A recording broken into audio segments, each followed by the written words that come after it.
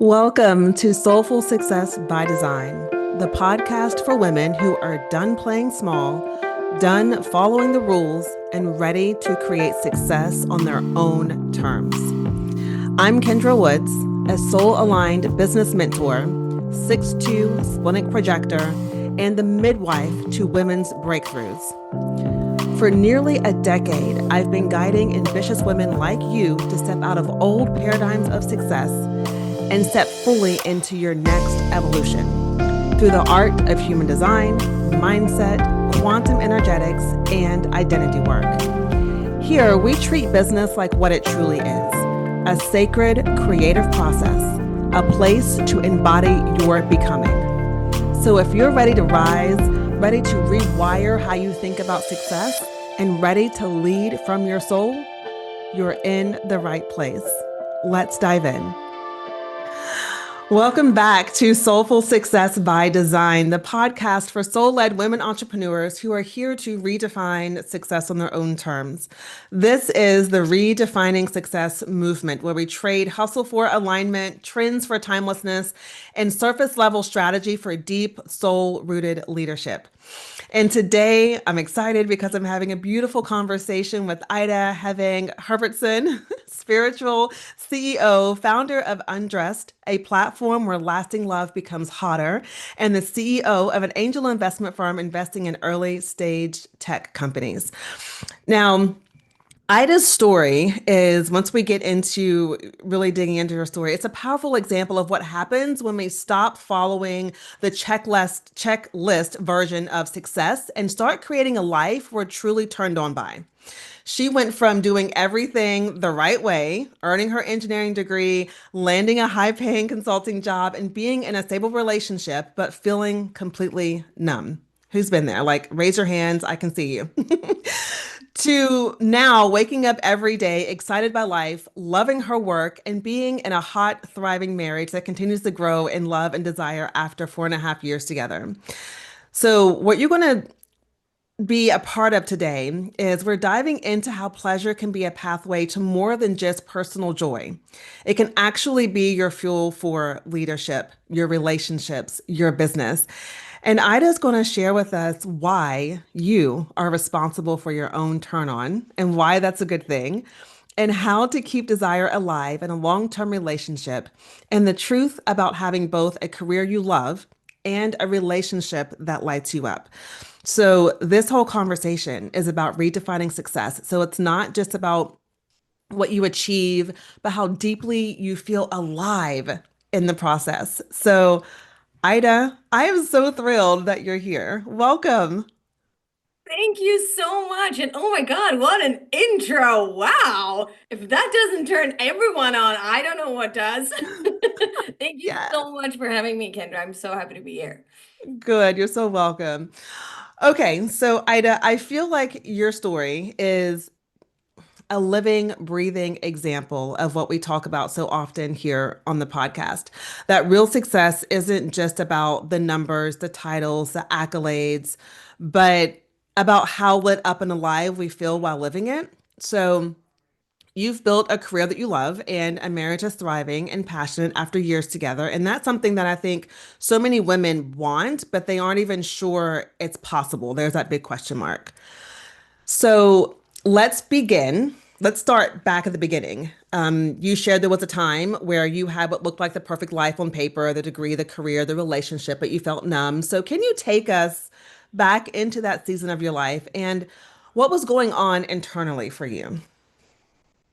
Thank you. Yes. So this was back in like 2017, 2018, and I had been together with my then boyfriend for like 4 or 5 years.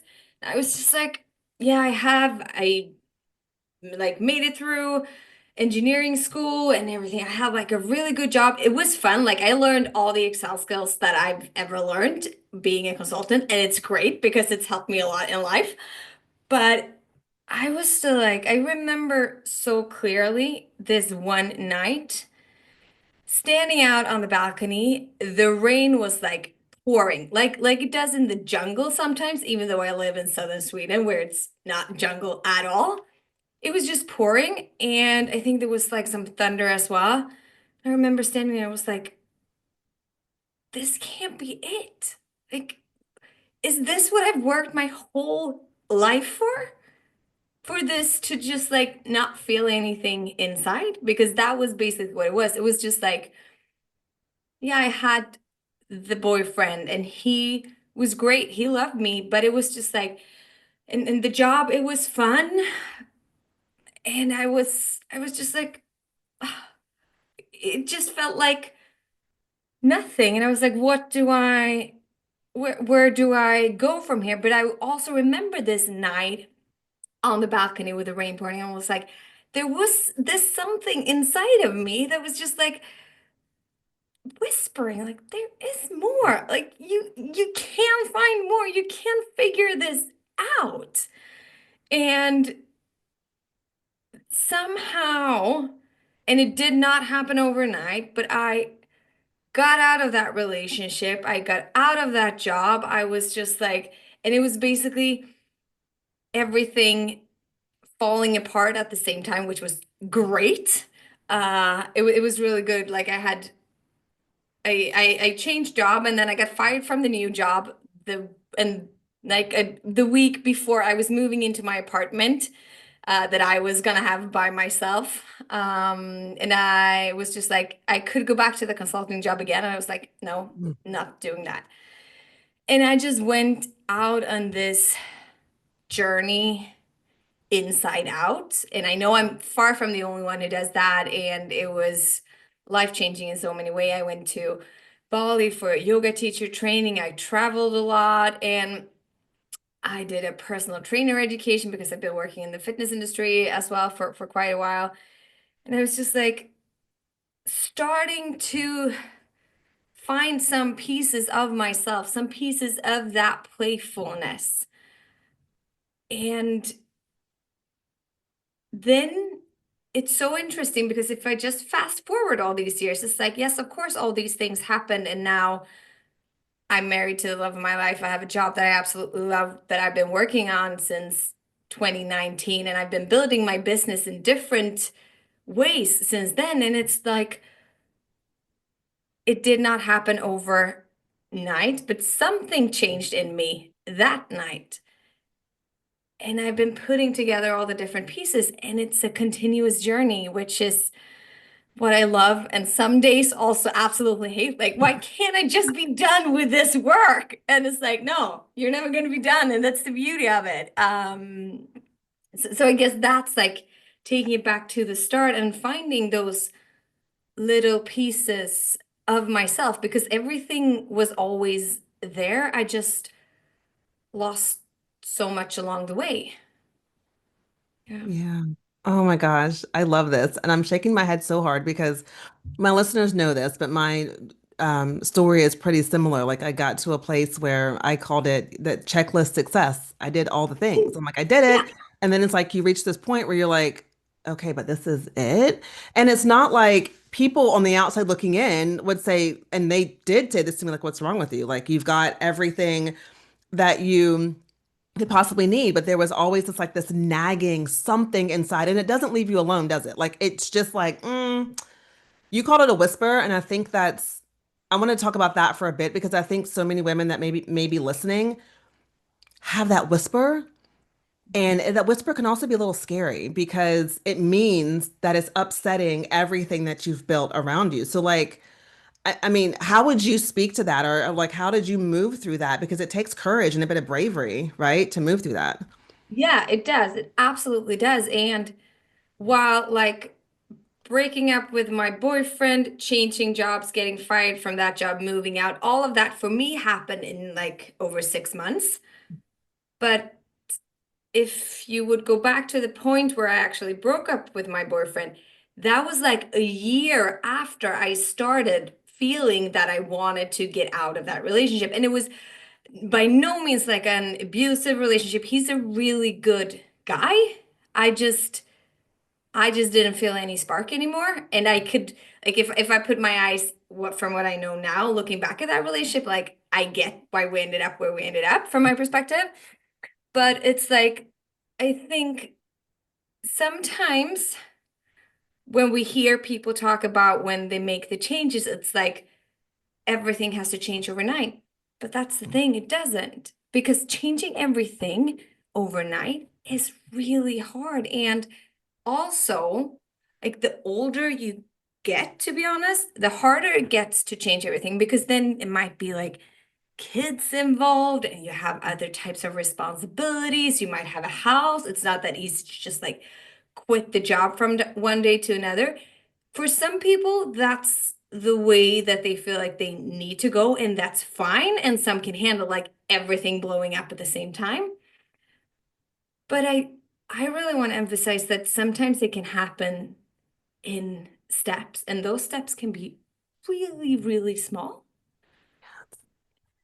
because it's like starting to change something, noticing a pattern where you're not showing up as you wish you would, or maybe just like, okay, I would really love to work on this business. Okay, could you start by setting up a new Instagram account and just like start posting in Right. this business or sharing something else on your current Instagram account and not making it like everything needs to work right now. Like my business have looked so many different ways and I pivoted just like 2 years ago and it took a while to get into where I'm at now. And I know this is just the beginning of something as well. So like allowing yourself to take the small steps and Mhm. figure out, and this is something that I believe is generally more important for us women than for men, in my experience, is that finding some people to support you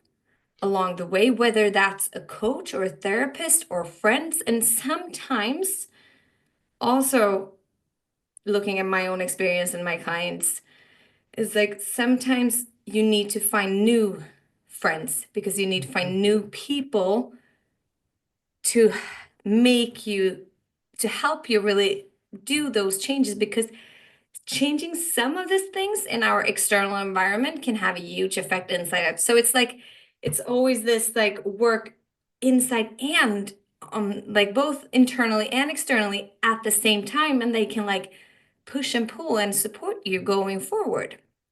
But just like people, the right people around you. Um, and that could be reaching out to someone you maybe don't know. It's like, hey, Yeah. I've noticed you've done this thing. How did you do it?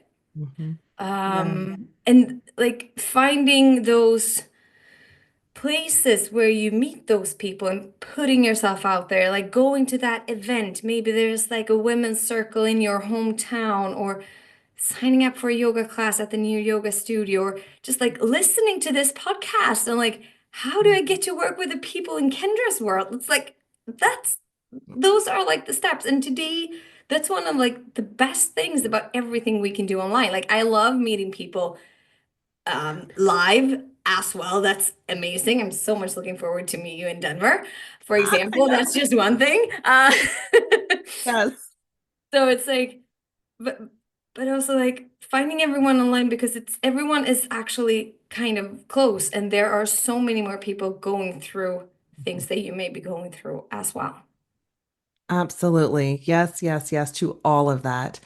And I just want to highlight a big piece that you said here is like taking the small steps, right? I always ask my clients, I'm like, okay, what's the one thing that you could do today? Like the one step, because our minds will magnify the journey from like here to there. And of course, our natural response is overwhelmed because we're thinking, how the heck am I going to make this huge shift and transition we can't see? But a lot of times, that very first step is right in front of us. And so taking that step, and yes, um, having good connections around you and realizing during this time too that things are going to fall away and that's okay. Like we don't need to make it wrong if certain friendships begin to fall away or certain relationship dynamics begin to shift because that gets to happen and that's actually a beautiful part of like this metamorphosis, process of evolving. So I love that Totally. you point that out. Yeah. So so now like how do you on the success piece, how do you personally define success now, and how has that shifted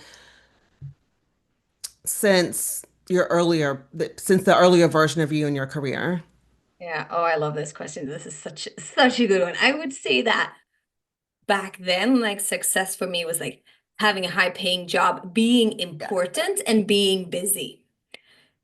It's like, and it's not that I was making loads of money. I was a management consultant. I was making good money, but for like recently having graduated, it was a lot of money. And I remember me and my boyfriend back then, we saved his salary and only living on mine, or like the opposite, the other way around. I don't remember exactly how we put up, but we were basically living on one of our salaries, and the other one we just saved. That was also way before I did any money mindset work at all. I'm like, I went from the super spender when I was a teenager to the super saver, and then I realized like it was never about the money, it was all in my mind. But so Mhm. like on the out there it was like external success, like I was having a good job, I was getting a good pay, the clients that we were working with, they really liked me, and I could basically travel whenever I wanted to, and I had a boyfriend, and I had my own apartment or our apartment, and it was like everything was just like, what does it look like on the outside? And I was always basically striving towards, I don't know, a designer, getting my first designer bag. Not at all saying that any of those things are wrong, but I totally forgot like my heart and why I do things. Because when I was a kid and I was growing up, I was like, I've always loved going to school, which is an amazing thing to have because it makes life much easier. I've always loved it because I've always loved to learn new things. And that was like the good things about being a consultant as well, because I get to see so many different industries. Mhm. But then still it was just like being important and being busy. That was like that's success Mhm. back then. And now it's just like having time is, so it's being Right? somehow the opposite, like having plenty of time. That's success for me. And like talking to my parents several times a week, Yes. hanging out with my sister and my niece, and just like having family dinners, and Mhm.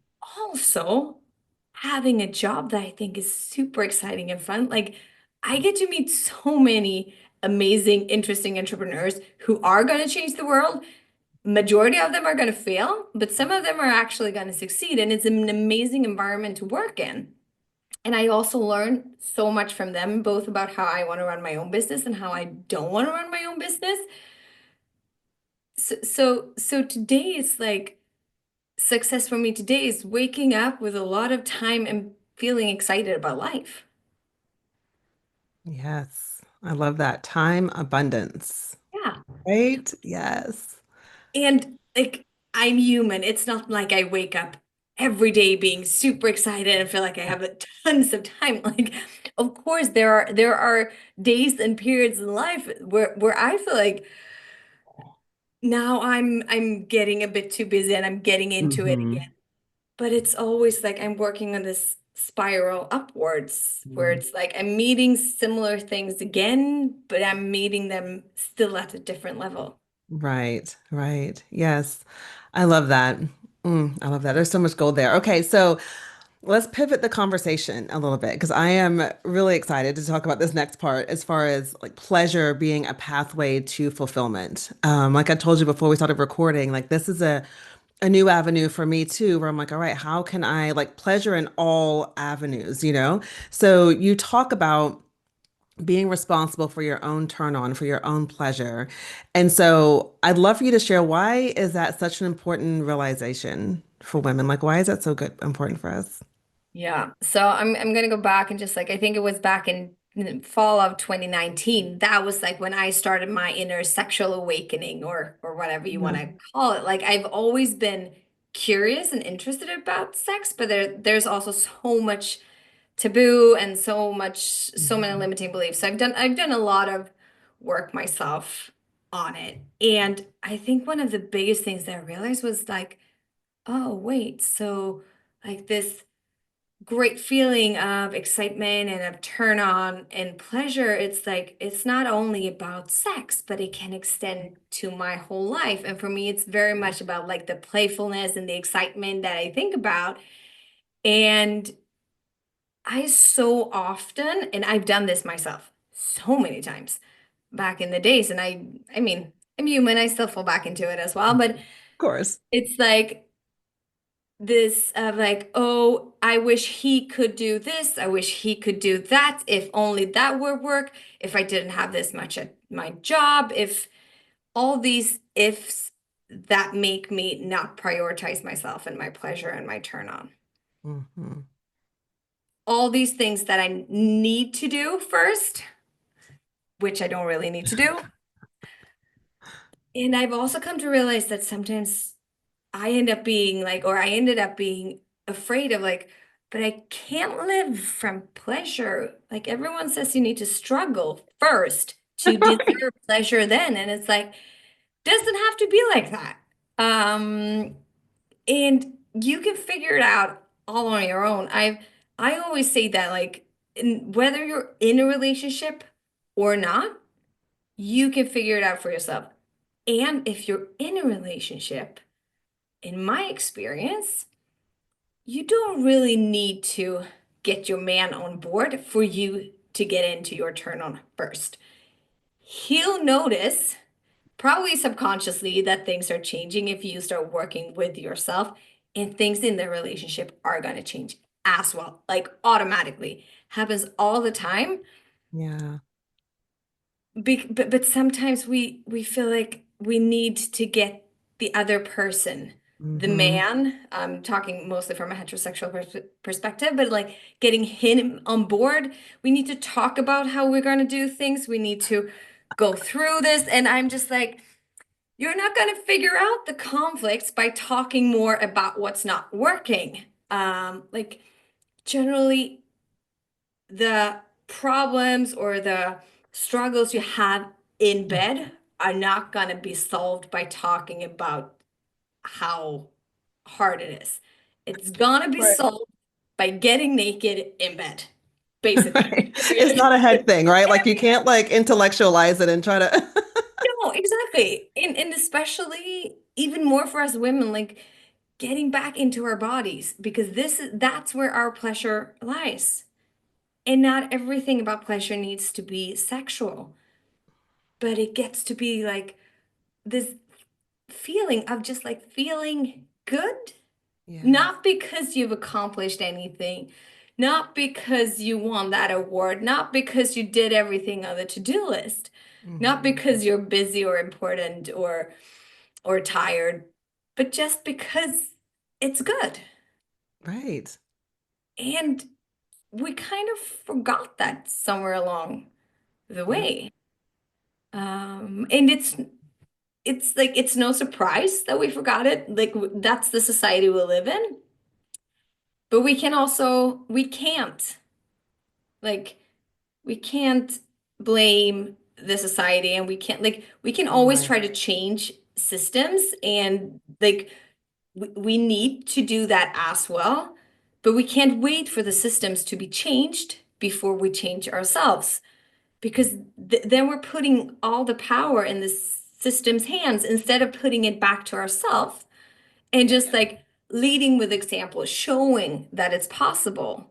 And that's also what I love about like all these women that I see rise, you included, Kendra, like rise and building your own thing, living the life on your terms. Hmm. And that's the best thing we can do to change the system and change the society is by changing ourselves and by choosing pleasure because it's a choice and it's a Hmm. choice we need to make on a daily basis. Yes, yes, yes. I love this so much. And you hit on something early on where you said, we feel like that in order to experience something pleasurable, whether it's sex or anything else, like we feel like we need to have worked for it, to have earned it. And that has been the turning point for me where I realized, you know what? I can actually like for me, what came up is I love pajamas. I love how certain fabrics feel against my skin. And I'm like, that can feel like I can sit in my bed with my beautiful pajamas and my cup of tea and my like, you know, Egyptian cotton sheets and like snuggle with my man and that can feel so good. And it doesn't have to be oh, I'm doing this because I'm exhausted or I had a rough day, so I need to go and like, pamper myself now. It's like I get to because I absolutely can. And doesn't need to be anything external of me that signals that, oh, now you get to do the pleasurable things for yourself. No, I get to decide. And that is powerful. It is. It's so powerful. And as soon as you start to get into the habit of that, things around you are gonna change. Yes. And to be honest, like if you're living a really great life or really enjoying yourself and choosing pleasure, you're not going to care as much about the dishes that are still in the dishwasher or about the laundry that hasn't been folded yet. Like those are the things that I notice myself. It's like, okay, wait, now I have not prioritized my own pleasure enough. Now I have not prioritized me because those little things that actually doesn't matter are suddenly disturbing me. So Yeah. that's like a great way for me to notice like, there's something missing. I haven't really taken my own responsibility right now. Yes, yes, I love this. So, what would you say? Because you mentioned, that pleasure is in our body, and what I see a lot is, and I've been on this journey too, where I recognize I was really just disconnected from my body. So, for women who are feeling numb or who are feeling disconnected right now, what would be like a really small, like very first practical step that they can take to reconnect Mm, to their own pleasure? so good. I love this question as well. You have so many good questions. No, Thank you. but it's like, again, coming back to us what we were saying, like the small steps, Hmm. because it can't feel hard. Like that's why I never propose like, yeah, so now you need to sit in meditation for an hour and a half. That feels like horrible. If you've never done it before, I still think that's really hard. So like one thing that I personally love to do, which works if you live in a house and can go outside and put your feet in the grass and just like feel the grass and just like almost feel like it's the earth is rising through your body. Like connecting with nature is one of the most powerful things to get back into our bodies. So feet in the grass is one thing that I truly love. Another thing that I truly love, taking a shower and really like touching your body with your favorite soap and just like truly enjoying it because we all need to shower every day or more or less every day. And then like if you use 2 minutes of that time and like close your eyes and really let yourself just touch yourself and feel your skin. Like really, really feel the skin, really feel the soap or the oil or whatever you have on your body. Like, and let it go on all of your body. That's another really powerful way to get back into your body. Another way I would say is also, and this can be a practice that can feel challenging, so this can be like a next level or whatever you feel like, and you can also take this in steps. And this is one that I always invite my clients to do. And if we're working, especially with sexuality, is to get naked in front of the mirror and just look at yourself.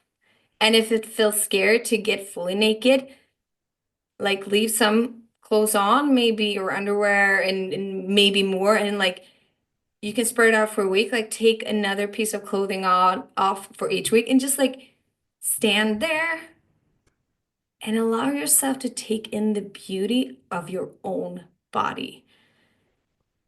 And if you've never done that before, don't be surprised if you're just like breaking down from it, crying, because we tend to hold so much in our body for so many reasons. And there's also often so much shame around our bodies not being Yeah. enough Mhm. in all the different ways. Um, like I don't know any woman in my age who does not have a body part that they don't enjoy. Uh, because it's been so, we've heard it our whole life, and we've interpreted the stories as if our bodies is not enough. Hmm. And most of the time, no one else sees what you see as wrong on your body. I know. And it's crazy, right? Yes. That is so true, especially our partners sometimes, because there could be things that we see and Yes. they're like, I don't know what you're talking about. Yeah. Like, I think it's beautiful. I think you're fine. And it's so different. Right. Like sometimes one of my wishes, that question, if you could have one superpower, and sometimes I wish that superpower could be, I want to see myself through the eyes of someone else because we Mm, just, you know what I mean? Because yes. we don't fully see ourselves and just how amazing and brilliant and unique and beautiful and capable that we are. And I think it could be a gift to just see that a few times through someone else's Totally. lens, you know? Totally, totally. I remember all the times I've told my now husband, we got married 6, 7 weeks ago. Hmm. When I've been telling him like, yeah, but in this light or in these pants, I only see my cellulites, and he's like, "Your what?" He's like, "I Exactly. don't. Where are they? Like, I can't see them. Never What are see you talking about?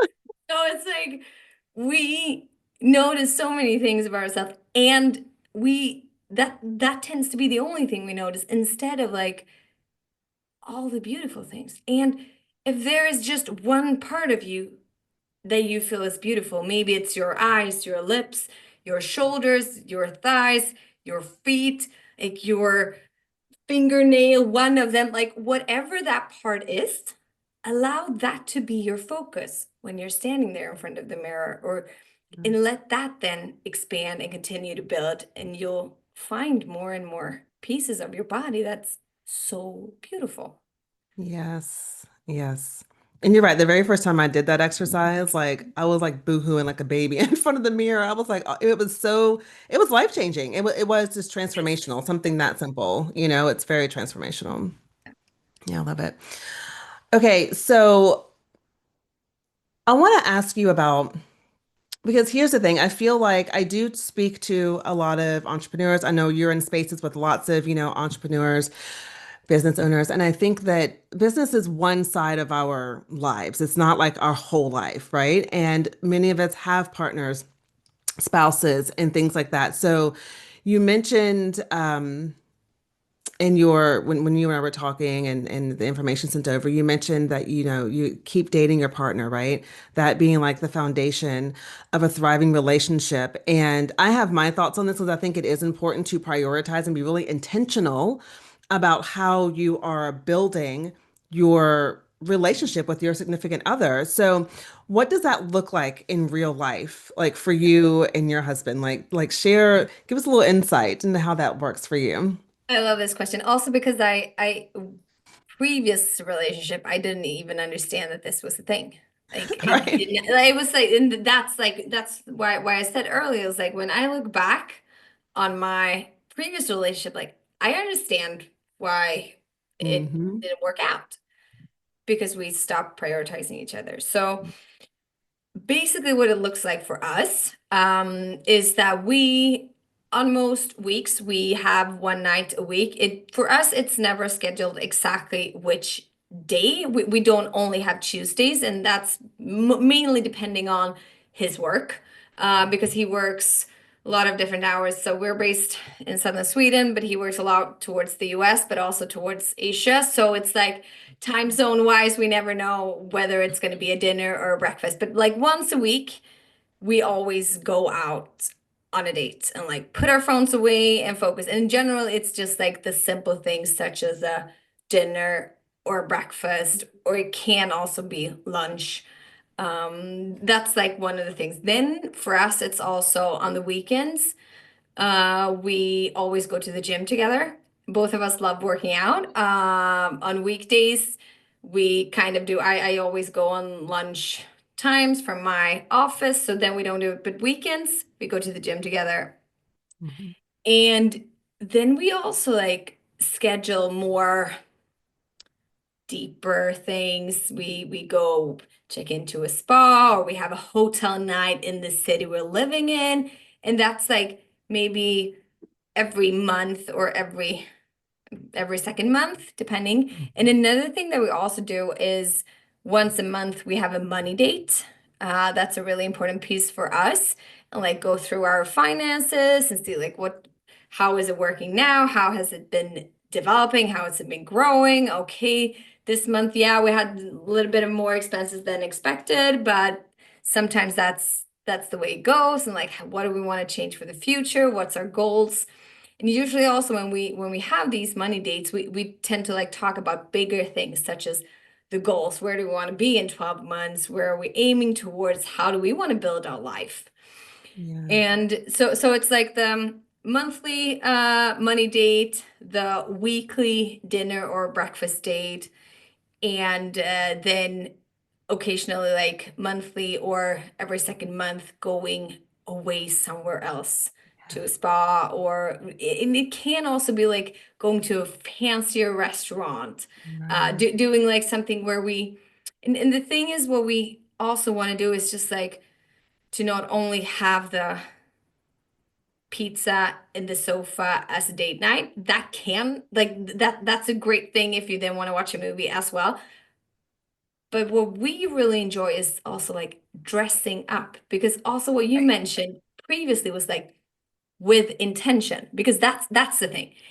It's not what you do, more how you do it. Like, and this doesn't mean that you have to spend a fortune, because you can still like dress up with whatever you have at home, put on your favorite dress, go out for like a drink if depending, like, so everything is also available whether you need to be on a budget or not. Like there are plenty of things to do that's for free. Like go to an art gallery or go on a hike in the forest.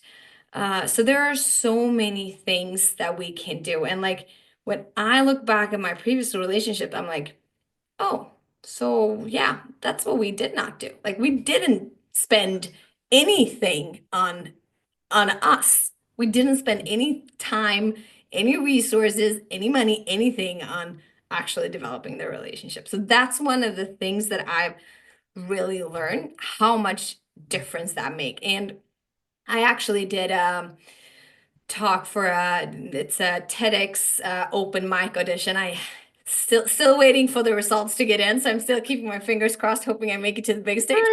And I was talking about this, and this was last Friday, and the fact that like in the beginning of a relationship, like we're dating each other all the time. Like we go to all these places, we dress up, we want to be our best selves. We're showing up as our best self all the time, and all the time it also ends up with us in bed, naked, having sex, more or less. Mhm. So basically, like in the beginning of a relationship, you're scheduling sex without actually knowing and seeing it as scheduling Exactly. sex. And then a few years into the relationship, when someone, maybe a therapist, suggests that you should schedule sex, it's like, oh, but that means there's something wrong with us, because that's something that people have really have like this like something against. It's like scheduling sex. No, that's not good. It's like you can do it and make it really fun, but like without actually saying, "Hey, we're having sex on Thursday at 7." Yeah, it's Exactly. most of the time not gonna work. Like unless because that can work too if you build it up with the right anticipation and flirting and everything. That can totally work. But for most people, it's like we need to get out of the house, get out in another environment, dress up, be your best selves, show up for each other as if we don't already have it. Like Yeah. showing up as almost like if you compare with like having your own business, like you're not gonna stop selling to your clients as soon as they've signed the contract, because you want to continue working with them. So you're Mhm. going to continue to show up as your best self. Continue to show up as you're selling your services, which in a relationship can sound weird. I get that. But it's like you want to create the best environment for the two of you to thrive. So you need to show up as your best self there as well. And most of the time, to be honest, we bring the worst part of ourselves home. Hmm. And we should, of course, be able to do that too. So I'm not saying you can't show up and not have it like in a bad Right. mood or anything. Of course you can. Of course you can. Absolutely. But so many times we forget that it's like what's really worth something is our relationships. And there are plenty of studies that shows that like relationships is the most important piece to keep us happy and healthy and like to really enjoy our life. And of Hmm. course, the relationship with our partner is one of the most important ones. Yes, yes. So here's what I want to really pull out from this that you said too. It's the intentionality, I think, that really makes it fulfilling because me and my husband, we've been together for 16 years and married for 15. And So amazing. I'm so impressed. I think this is like, wow. I love it. Every year I'm like, yes, we made another year. So, but I think the part that really makes our relationship what it is exactly what you're talking about. Like we have intentionally said, okay, we're going to get together at least once a week and have lunch together and have dinner together, or just however it fits. It's different each week just because life kind of ebbs and flows. But it's that intentionality. And it's also that fun of like, oh, let's try this new place. And oh, let's do this. It's like an Absolutely. adventure. You know what I mean? Yes. And it's about reconnecting. Because that's what I've noticed too, is like when he's out doing his thing, like he's away from the house, he's a fireman, he works odd shifts, like he's at work for 2 days and then he's home for a couple of days. So we have this, and then he travels overseas. So we have all these different variables. Yeah. But what I find is that when we don't take the time to re-anchor and bring that connection back, that's when things start feeling a little like itchy and scratchy, and we're both kind of like on edge. Just like, okay, wait. Let's bring it back, and also creating space for those moments too, where we can have that space to say, you know what, I'm feeling cranky today, I'm upset today, or I'm sad today, or like whatever. But like setting the parameters for that instead of it Yeah. just being a reaction of like, here's how I'm feeling. So it truly is about intention. Mhm. And like I even do this with with my daughter. I have a younger daughter, and her and I will have like girls' day and like once a month, because even with that relationship, it's like we can get caught in the go to school, go to soccer practice, do this, do that. And so it's like bringing intentionality into every part of our lives that we can. And it's the same with our businesses. I'm like, when's the last time like you've sat down with your business, not meaning you, but just in general, like sat down with your business and said, all right, how are you doing? I'm like, what do we need to Like, talk about? yeah, Let's go on a yeah, date? So it's totally. intentionality is it.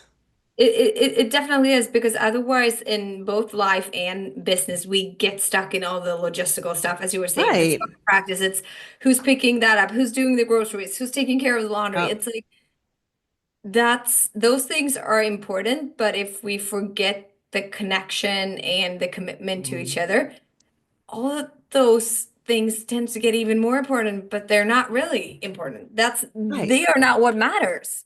Exactly. In the long game. Exactly. Okay. So one last thing I want to kind of get your take on before we close out is, what would you say to high achieving women who feel like they have to sacrifice intimacy, joy, pleasure to reach that next level in their career or in their business? Because I think that's, again, it's a mindset thing, right? Where we feel like, oh, we can only have one or the other. It's not possible to have both. And I think for like women who are like just have this high drive and desire to achieve, they can come sometimes sacrifice the joy and the pleasure and all of that. So, what would you say to these women? So basically, I would say that the thing is that when we sacrifice the joy and the pleasure, we also put a cap to how successful we can actually become. Because I am so certain, also because I am proof and I've seen it over and over again, that if we focus more on the joy and the pleasure, there would be more success in business, at our work. Like I can't, and for me, it's like I've been doing this inner work for a while and working a lot with my sexuality and my pleasure and so on. And I can truly say for like the last year or even the last 6 months, it's like, wow, that like how I've expanded my capacity at Hmm. work, like in the office, where no one really gets what I do outside the office. Yes. It's like that expansion is incredible because I've been consistent in this work for so long and taking both big and small steps. So it's like, what I really want to say is that, like, the more we focus on the joy and the pleasure, the more we can expand the success, the job, the titles, the money, all those other things. But I get that it's really hard to see that if you haven't tried it out. And it can happen overnight. Absolutely. Like things sometimes change really quickly, and some things also take time. So allow it to take time. And honestly, that's probably one of the things that is my biggest lessons when it comes to pleasure, is that pleasure takes time. You can't rush it You in can't that rush way. that. You can't rush Yeah. that. And that's been also a struggle for me because I want everything to happen now and everything to go Yeah. quickly. So it's like the more I allow myself to truly relax and enjoy and be in pleasure, the better I become at all the other things. And I also learn to see what I do at my work through my eyes of pleasure and really enjoy those things because it Yeah. doesn't need to be either or. And there is, of course, like you can take it too far and end up somewhere where you like don't get anything done. And that's like, I would say, as bad as only focusing on your checklist. But it's like, it's this a general, I'm not always a fan of the word balance because I feel like it's really Yeah, me hard. neither. I No, say harmony. I'm like harmony. love that. So much better. Harmony. Yeah, finding your own harmony within that of like pleasure and like moving in flow Yeah. with all of that because where I was before was that I so badly wanted to get out of where I was Hmm. to towards something else. And yes, I needed that. I do believe that I could today go back to that consulting job and love it as much as I love my current job Hmm. because I see it differently today because I have changed. Not necessarily that the job has changed, but my view on the job would have changed. Now I do love my current job because it's too much fun running this investment company. But like yeah, so I think that that's one of the pieces definitely. I love that. The key word there that I'm taking from that is relax. Yep. Relax. Like let yourself kind of breathe and just and it does take time. And I think that's a beautiful part of it. And also I think it feels counterintuitive because we live in a culture that's like, no, just go and work harder and longer, da da da da. Like, and so it could feel counterintuitive. So it's almost like you've got to just like stop for a moment, just Yep. stop, reassess, and say, I'm going to give this a try and to see because, and I tell, my clients this too. I'm like, what do you have to lose? You could try it, and if you know what, you're like, oh, this is horrible. You could go back to how you've been doing things, but like you're not losing anything. So, Really. mm, okay. Well, this was so good and so nourishing. It's And been so much fun. yeah, it has. All right. So, can you tell our audience where can people connect with you and learn more about Undressed and just following your journey and what you're up to? So the best ways to come in contact with me is definitely through my Instagram. My personal one is with underscore Ida underscore. And then the undressed one is undressed_team. We recently changed that one. So those are the ways to come in contact. And basically on my own, you also get like all the behind the scenes of the business and all those things, the laughs and the cries. And you can also become a member, of course, at Undressed. It's free, and we deliver a monthly date experience every month for inspiration, so you can use it as you want to. We would love to have you in there, of course. And yeah, for everyone who's based in Europe, or at least in southern Sweden, I'm actually going to take the opportunity to announce this, but I haven't really announced it on my own channels yet because it's in the making. Exclusive? What? So I was like, do I announce it? Yeah, that could be fun. So we are gonna host a live event in October, which is gonna be Money and Moans Manifested. The Oh, I name love isn't 100% set yet. It can be Money and Moans Immersion, so it's one of those two, but it's gonna be a live event, and I'm so freaking excited. it. Oh my gosh, Ida, that's gonna be the best. I know. Be the best. I can't wait. So if you're based in Northern Europe or in Europe, I would love to have you in October. Oh, that's fabulous. All right. Hmm. Well, I will, of course, link all of this in the show notes, everyone, so you can easily find the links and connect with Ida. So, Ida, thank you so much for this conversation. Thank you so much for having me. It's been amazing, and I love following your journey. Ah, thank you. All right. So I just want to close this up by saying that, you've shown us, like in this conversation, that redefining success isn't just about what we achieve, right? It's about how deeply we feel alive while creating it, how tapping into pleasure and joy and pleasure in all realms, right? Like how that can really support us. So for anyone listening, again, connect with Ida, follow her work, and we can continue this conversation on Instagram. What I would love is if you find us both on Instagram, like shout us out, give us a tag, let us know what your thoughts were, what landed, what really sparked you and you want to have deeper conversation about. Let us know that. We'd love to connect in that way too. So until next time, everybody, have an amazing day. Bye. Thank you so much for tuning in to today's episode of Soulful Success by Design. If you enjoyed our conversation and found value in it, please leave a rating and review on iTunes to help me continue bringing more inspiring content your way. Don't forget to follow me on Instagram at Soulful Success by Design, or visit my website at kendrakWoods.com for extra inspiration and resources. I appreciate you so much and can't wait to connect with you in the next episode. Until then, remember to create success from your soul and on your terms.